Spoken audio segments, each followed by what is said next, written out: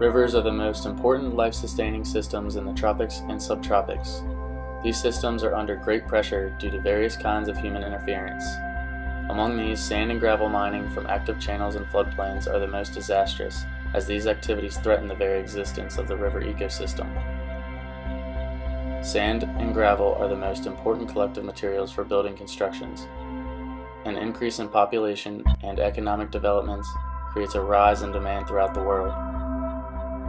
Sand and gravel can easily be extracted from river sources and do not require much processing other than size grading.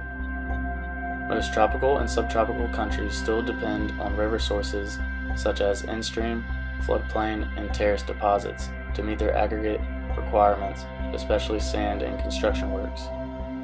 It is now well understood that continued sand mining can cause irreversible damages to the ecological and socio-economic environments of the region in the long run. Degradation of river environments due to sand mining could lead to severe environmental hazards including habitat transformations, biodiversity alterations, and damage to civil construction structures attached to the river environment.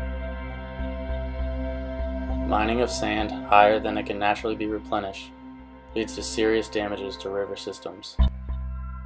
The mining process not only interferes with the movement of sediment along the river channels, but also interrupts the sediment balance established in the system over geologic time periods. Sand mining disturbs the equilibrium that exists in the river channel. The mining process intercepts movement of sediments and triggers an initial morphological response to regain the balance between supply and transport. A river channel is developed into different bed form units depending on the changes in flow energy and sediment discharge through the river system. Sand mining is one of the most destructive activities hindering the evolution of these natural stream beds. In-stream mining results in channel instability through disruption of channel geometry or through the effects of undercutting banks. Mining aggravates widespread instability because the discontinuity in the sediment supply transport balance tends to migrate upstream as the riverbed is eroded to cover up the supply deficiency. Mining from a confined area causes erosion of beds and banks, which in turn increases sediment transport to the area of original sediment removal. Another impact of river sand mining is changes in water quality. Sand and gravel mining from rivers imposes serious problems in surface and groundwater sources. This process churns up river water to form clouds of fine organic and inorganic particulates. These particulates arise in water columns, and the high concentration of suspended sediments block respiratory structures of fish and other aquatic animals. It also weakens the respiration and photosynthesis of in-stream flora, which leads to reduced growth rate and eventually its destruction.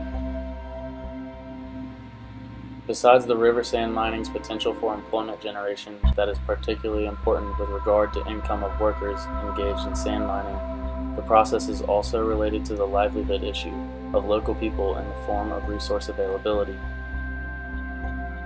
Effects of sand mining on resource availability include the loss of access to clean water used for drinking, bathing, cleaning, and irrigation, loss of land and access to land, reduced access to food, and loss of trees and vegetation. Loss of productive agricultural lands can have adverse effects on living issues of inhabitants of the river basin. Impacts of sand mining on sediment characteristics and water quality can also have negative effects on the levels of fish stock, ultimately affecting local food security. It is now clear that extensive sand mining results in habitat destruction of aquatic organisms. In coastal marine environments, sand is transported through different processes such as headland erosion, river transport, and offshore sources. Although rivers bring a significant amount of sediment to the coast, only a small percentage of it is deposited in the nearshore environment. Reduced sediment supply in the coastal environments through reduction in sediment transport from rivers and streams results in the formation of malnourished beaches or shrinkage of beaches, increasing both beach and cliff erosion. Beaches are the natural barriers protecting land areas from coastal erosion. Sediment transport that replenishes the beaches plays an important role in reducing the fury of waves, as it reduces the destructive effect of sand-free waters. Solving the problem of river sand mining isn't quite established yet. We can only hope that new ideas will emerge for forming new guidelines or regulations for protecting the river ecosystems of the world from various types of human interventions like river sand and gravel mining.